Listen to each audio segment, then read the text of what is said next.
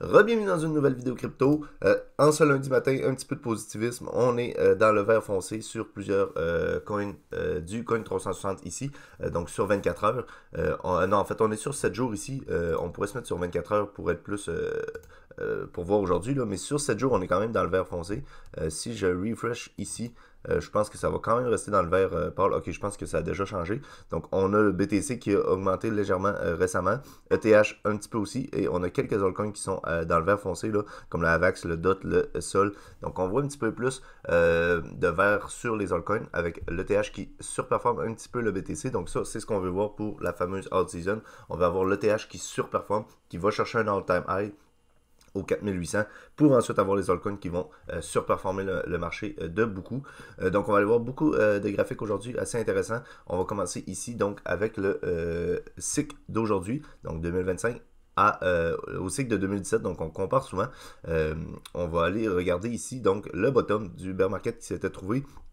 Bon, à peu près, si on met en termes de temps, on est à peu près en même temps là, sur les bottoms. Là. Ici, on est venu chercher un petit peu plus bas, un petit peu après, là, fin 2023. Tandis qu'ici, ben, on avait fait notre première mèche qui correspond à peu près à celle-là. Là, mais le bottom s'est trouvé à peu près là-dedans. On a toujours un bottom en forme de U. Ensuite de ça, on a notre première hausse avant d'avoir une zone d'accumulation. Ici, première hausse, zone d'accumulation qui dure très longtemps. Là. Cette zone-là a quand même duré environ 6 mois là, à peu près, si je ne me trompe pas. Ensuite de ça, on monte. On va chercher notre deuxième phase d'accumulation, donc un genre de bull flag qu'on a fait ici aussi, avant d'avoir notre troisième hausse. Ensuite de ça, ben, c'est quoi qu'on a? On a une grosse correction, là, les grosses bougies rouges comme ça qu'on voit. Là. Ça, on appelle ça des grosses corrections, c'est assez immense. Ben, c'est souvent là où on trouve une zone de bottom pour avoir notre final uptrend, donc la quatrième hausse. Là. C'est pas nécessairement 4, mais si on se compare au cycle de 2017, pour l'instant, ça correspond avec une hausse, accumulation, une deuxième hausse, bull flag, troisième hausse, grosse correction. Et dernière grosse hausse qui pourrait nous amener au niveau des, par exemple, 150, 175, peut-être 200 000, on ne sait pas le point exactement, mais ça serait des targets qui seraient intéressants pour ce qui est du BTC. Si on vient voir ici, donc ce graphique-là qui nous montre le RSI en bas ici, donc avec une zone de support, une zone de résistance en haut, on fait un genre de triangle descendant là, où on a une zone de support qui est droite et une zone de résistance qui descend. Donc on va avoir un point à un moment donné où ben, on n'aura pas le choix de briser à la hausse ou à la baisse pour le RSI, mais on voit que les zones de RSI en bas là, à chaque fois, les 3 dernières fois, on a été sur des zones de bottom.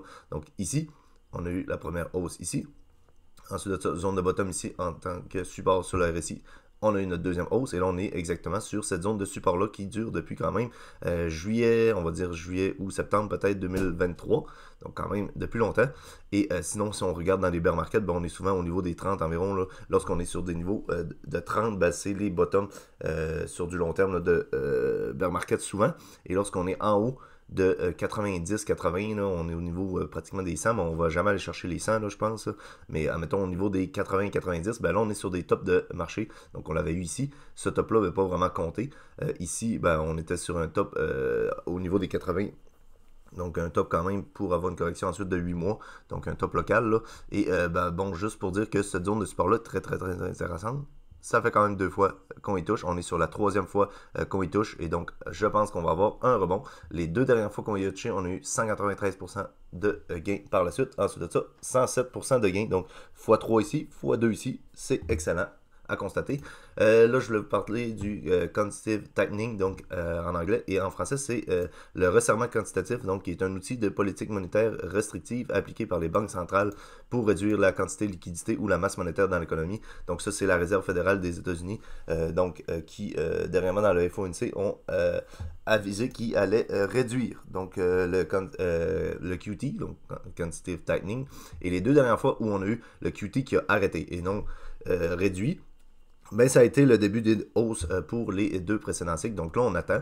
Ils commencent par annoncer qu'ils vont slow down. Donc, ils arrêtent le ralentissement de l'économie. Et pour ensuite de ça, réinjecter.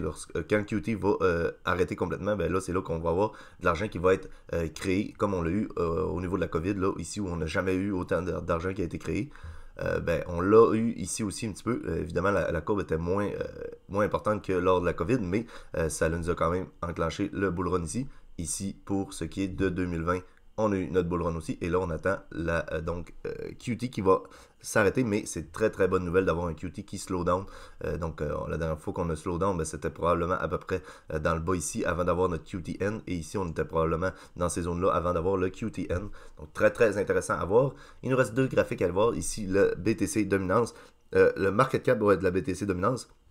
Donc ça, pour ceux qui suivent mes vidéos, vous l'avez souvent vu, là, BTC dominance, ça correspond au pourcentage que le Bitcoin a dans tout le marché des cryptos. Donc, par exemple, qu'il y ait 1 million de cryptos au total, ben, le BTC, il y a 50% ou il y a 60%, comme à l'instant à peu près, là, on est environ au 62% de toute la market cap totale. Donc, tout l'argent dans les cryptos est 62% dans Bitcoin. Donc c'est énorme, là, c'est juste énorme. Ça montre à quel point le Bitcoin, c'est le roi, là, et c'est lui qui domine.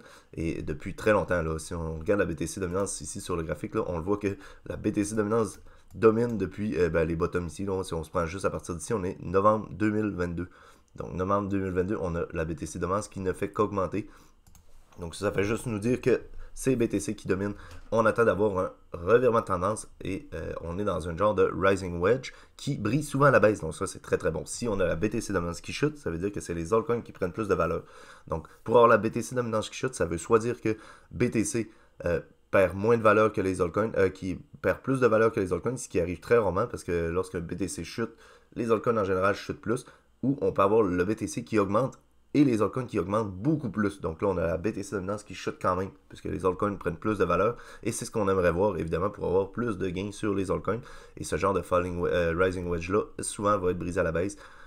Donc là, on a une touche en haut, une touche en bas. Et vous voyez qu'on oscille dans ce triangle-là. On arrive vers la fin. Donc la fin qui arrive peut-être au mois d'avril, peut-être mai.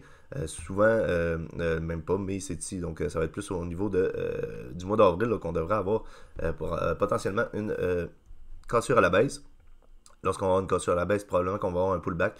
Ça peut se faire vite, ça peut se faire lentement, mais c'est très intéressant à constater. Et on va finir ici sur un graphique assez intéressant. Donc, c'est rare qu'on voit ça, c'est le Total 3. Donc, le Total 3, c'est toutes les altcoins. Et si je ne me trompe pas, ça exclut BTC et ETH. Donc, toutes les altcoins, et même on enlève ETH. Le BTC n'est pas inclus là-dedans, sur, pas les USDT, mais sur le Gold. Donc le Gold qui a son marché aussi. Il y a des cycles du Gold, là, je ne les connais pas exactement par cœur, mais on a le Gold qui a des cycles haussiers, des cycles baissiers, peu importe, des consolidations, tout ça.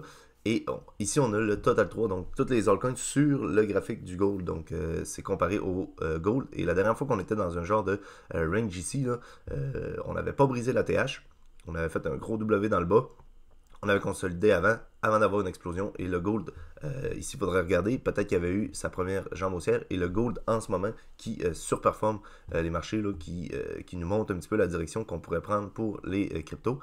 Ben là, on est dans ce genre de gros range-là. Avant d'avoir notre explosion, on n'a toujours pas brisé le all-time high de 2021, fin 2021. Et on a eu notre bottom ici en genre de tasse et anse. Ici, c'était plus un W. Mais là, on l'a en genre de tasse et anse. Les bottoms, ils ont tout le temps des formes comme ça. Et c'est des formes assez intéressantes. Là, où on l'a souvent en 2 parties. C'est rare qu'on va avoir un gros bottom en V. Là, pour des gros time range de même. Là, ça va être souvent des Adam et Ève ou des tasses et anse, des W. Mais c'est assez intéressant à voir. Consolidation. Et donc, on attend d'avoir une cassure. Là, je pense que lorsqu'on va briser ce petit all-time high ici, local, ben, on va aller chercher des plus hauts. Et ça va être notre fameuse out-season ici, là, au niveau de fin 2026, je pense, de fin 2025. Donc d'ici quelques mois, là, on devrait avoir un revirement de tendance, je pense, et peut-être même quelques semaines. Ça se peut que ça commence cette semaine, ça on ne le sait pas. Mais je pense qu'on va avoir un bon revirement de tendance qui va arriver. On va avoir des altcoins qui vont surperformer. Et ça va en laisser plusieurs de côté qui pensent qu'on va aller plus bas, qui ont vendu une partie, qui attendent de racheter plus bas. Je pense qu'ils vont se faire avoir. Donc ça va être à constater ensemble. On l'espère tous. J'espère que cette vidéo-là vous a plu. On a vu quand même plusieurs graphiques assez intéressants aujourd'hui. N'oubliez pas de laisser un j'aime, un commentaire, de vous abonner. Nous, on va se revoir la semaine prochaine. D'ici là, prenez soin de vos investissements. Bye.